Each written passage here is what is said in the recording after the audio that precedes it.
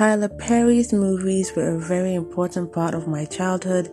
I watched them a lot while I was growing up, but the first Tyler Perry series I ever watched was For Better or For Worse. Till this day, For Better or Worse still stands as Tyler Perry's best series to me. I started watching The Haves and the Have-Nots. I got halfway through season 1 when it started losing me in terms of plot, character, and everything. It wasn't bad, but it just wasn't as interesting. I think it was because it was quite a jump from For Better or Worse, which was like more comedy than being serious, and then The Haves and the Have-Nots, which was extremely serious with little sprinkles of comedy. I don't know why, but it just never, sat well with me. And then we had The Oval. Oh my goodness, The Oval is Tyler Perry's biggest sin in my book right now. I started that with all the hope in my heart, and it died on the first few minutes of the first episode when they showed the fight between the president and his wife. I just thought, Tyler Perry started off at the highest level of his drama, and the acting from a lot of the characters was already abysmal. I didn't think I could push through, but I tried. It's Tyler Perry series. It's usually what I use to enjoy myself, like relax and watch. But all the characters just felt dry and terrible, and it was also taking the serious route, so I couldn't even use comedy to heal the wounds this series was causing inside of me. Then there were Sisters that I also tried to watch, but I will talk about the curse of Tyler Perry's writing later on. But all these three suffer from that curse, which is why For Better or Worse still holds as one of Tyler Perry's best series in my book. It had so many seasons, it had so much unnecessary drama that drove me crazy when I was watching it, but there was never a moment where I felt like I wasn't enjoying the series. Even when I was annoyed at some decisions, I was still laughing, I was still enjoying it. The jokes, I think I'm a cheap person to do a comedy show with because everything works on me most times, but the comedy was on point. Marcus! It's weed! It's the gateway drug! Next thing you know, he'll be doing anything for a rock! That line is still stuck in my head amongst many others. I loved the series, and for so long, nothing came close until I started watching If Loving You Is Wrong.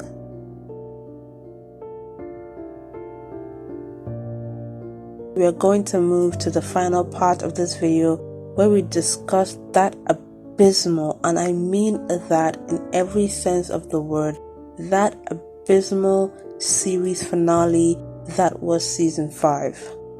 When it comes to Tyler Perry's series, there's always more drama than there is sense of plot, because plots can change the more you go along. I don't know what it is about his series, but characters can appear out of the blue. Characters that were being used in the first season might just disappear the next season, and you are lucky if you even get an explanation as to where they went. Sometimes you do, but then it doesn't add up, and other times you just don't get any explanation as to where they went. They are just gone. Entire storylines can be dropped in the Tyler Perry series, and it's like, oh well, let's move on. But like I said with Better or Worse, whenever it was going to the point where the drama was too much, there was always the comedy, there was always the jokes that just kept me going. And I don't remember this series so well, but I think the actors on For Better or Worse are one of the most natural actors he has had in any series except The Haves and the Have-Nots. The actors at least tried. Marcus and Angela, when they were arguing, when they were angry, when they were in love, when they were happy. Then there was Joseph and his girlfriend.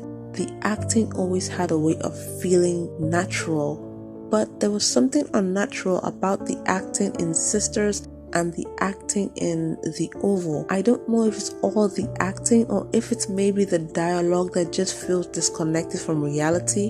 Whatever it is, his recent works don't feel as smooth as For Better or Worse was. But even though the acting wasn't the best on If Loving You Is Wrong, I was ready to ignore it because the drama he was setting up for this series was peppering that thing inside of me that just loves chaos, and I was ready for it. Because the beginning of the first episode shows a woman kind of like in an intimate situation with a guy, only for you to find out that this man is married and so is she. I could smell disaster and I loved it. What you doing here? Oh, now you can't speak English. The biggest problem with season 5 was the amount of plot holes that led to season 5. The reason this was a problem for me is because all the stories that were forgotten, all the stories that were set up, could have given season 5 a better ending if anyone had just cared enough to take note of it. And the first person on the list of people who needed a better ending is Marcy, Brad and Randall's story. Randall from the beginning of the series is an egotistical narcissist who sees himself as above others, and in his mind it gives him the permission to do things that he obviously would not like it being done to him. The biggest example of this comes with his cheating on Marcy with her best friend and their next door neighbor in his shed, technically under her nose. Then when he finds out about her relationship with Brad, okay, he didn't find out, he wasn't told. He sees her having sex with Brad and he's offended and hurt and has the audacity to tell Marcy that I never would have done that in your face. Is that what you say to make yourself feel better? of course you wouldn't have done that to her face, because if you had done it to her face, she would have divorced you immediately. The only reason you kept it a secret was because if it wasn't a secret, you wouldn't even have a marriage. You crazy ass bastard! There were times when he would offend or hurt Marcy and she would go away sad and crying. Then he would smile and watch her leave and be talking to Alex. What do you mean I never meant to hurt you? Who do you think you are? I'm digressing, I'm sorry. That was his character, and it wasn't just with Marcy, it was with everyone else. He showed it to Kelly, he showed it to Natalie, showed it to Lucian, showed it to Eddie. He always felt like he was above everyone. And in season 5, it ends badly for him when he tries to, I think, assault Marcy, and she ends up defending herself, and in anger, she ends up killing him. And then Tyler Perry had their storyline end with Brad dressing Alex in Marcy's clothes that are covered in blood, having Marcy change and sort of framing Alex for the murder of Randall. It still boils my blood when I think about it, because in season 4 they had the perfect setup to end Randall while not destroying the story. In season 4, a new couple moves into the neighborhood, and Randall can't help himself when he notices that the wife has a medical condition. So he now starts to turn his stupidity to her, taunting her and pushing her to the limit. The first time her husband finds out about it, he trashes Randall's place. Randall doesn't stop. He keeps going after the wife until she finally lands in the hospital. Now let's start to rewrite season 5. Randall's job is not only being a witness in court. I think Randall is also supposed to be a therapist or some kind of psychiatrist. So if he gets ratted out for antagonizing this medically ill woman, there is a chance he can lose his license or at least get fired from his job. Randall's character did not have to die. He could just have ended by losing everything he had.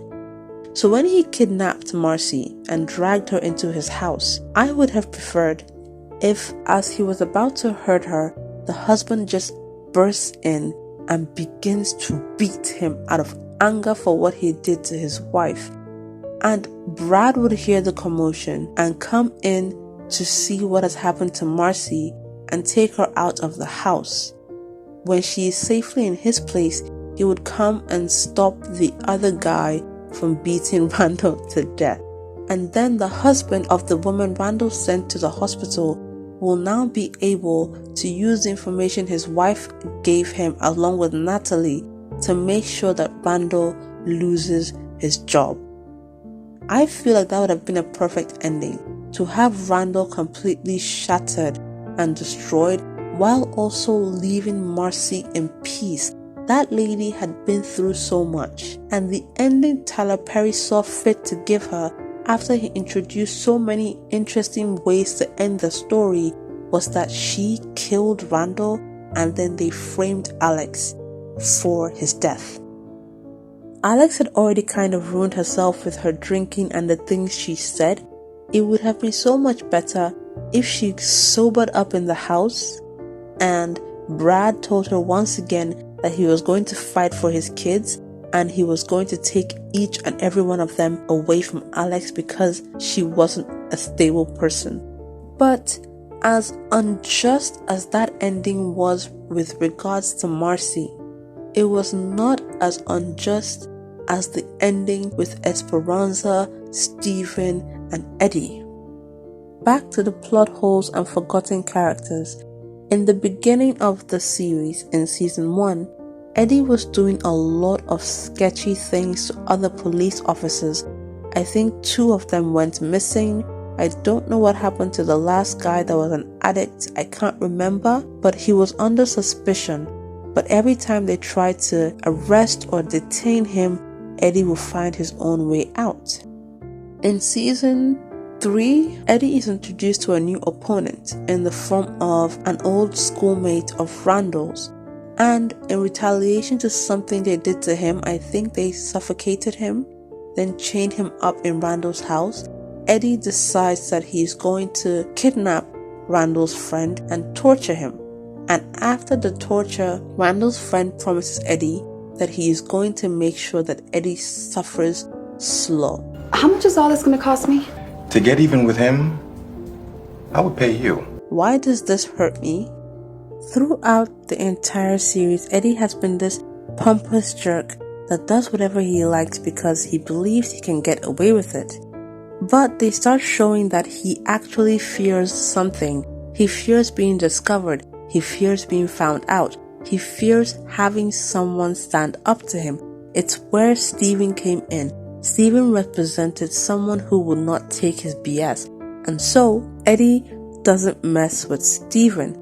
Eddie messed with Randall's friend, and then Randall's friend decided that he was going to get into Eddie's business, and he was going to locate, and he mentioned by name the police officers that Eddie had hurt and put in the hospital in season 1 who went missing around season 2. And you could see the fear and the worry in Eddie's eyes. Esperanza started stepping up to Eddie too, no longer threatening but actually putting in the work to get their daughter away from him. Eddie was in a tough spot in season 5. Let's see. How about Pete? I know you know Joey. Andrew? And ask me how they decided to end his story. Randall's friend has some bosses that had a problem with Eddie. So what they decide to do is, I'm trying not to laugh. They kidnap his daughter, and in the process of the kidnapping, his daughter is killed and dumped in a bin, and Eddie finds her in there. And Eddie responds by killing Randall's friend and then going to give the news to Esperanza.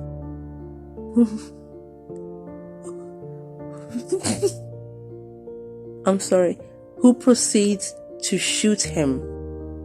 So Eddie dies, and Esperanza is the one that killed him. This was the most pathetic, uninspired, thoughtless end to a story that had other options. Why kidnap the daughter? Why add that part of the story at all?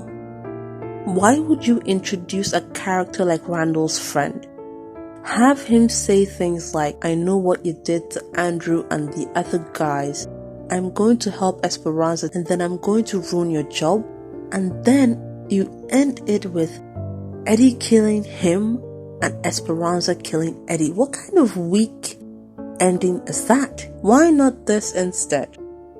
Randall's friend does have the evidence. If you can't get the actors that acted the characters in season 1 and 2 to come back, you can make anything up that you want in terms of audio. You can have them off screen confess to the things that Eddie did to them. The one that was shot could confess to the fact that Eddie threatened him and attacked him in the hospital, and he could also mention the stuff he saw on the DVD player that no one was able to see except for him.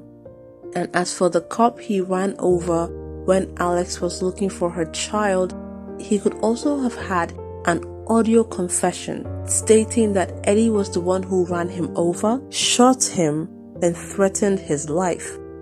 That way, Eddie's job is done. Then Eddie could spiral, and in the spiral, he could spiral towards Esperanza because that is what he usually does. Not only has he lost his job, but now the FBI now have everything they have to arrest him. He goes to attack her, and his daughter is there to see it. I know they haven't shown her much in the story, but I have seen her a few times. And before the end of the season, the daughter was upset with Esperanza because she was seeing another man and could replace her father. Why not have the daughter now see Eddie for who he was, a tyrant and a bully, and you can have him hold them hostage. In his anger, the FBI is coming down on him, the DEA who he claimed he was working for was coming down on him, and you can have him either be killed by the FBI or finally go into prison for all the nonsense that he did. You don't have to make Esperanza the person that has already suffered time and time again. What is with Tyler Perry and that storyline? I'm not going to divert from my point. The reason I didn't like season 5 is because it was announced that season 5 would be the final season, and I had already up to that point put up with a lot of nonsense from this series, only for me to be so disappointed and let down by the route they decided to take. I don't even want to touch Kelly's story. If you haven't watched the series, God bless you. Don't do it. But Kelly was in prison from season 3 to season 5. The ending fell flat. And the sad part about a story that didn't have much going for it is that if we had a good ending, it would make everything else worth it. Because you just know that even though Randall was this annoying character, even though there were so many plot holes, a lot of things were forgotten, the ending makes up for that. But the ending of If Loving You Is Wrong made the entire series worse in my eyes. That is basically it for this video, and I would see you on the next one.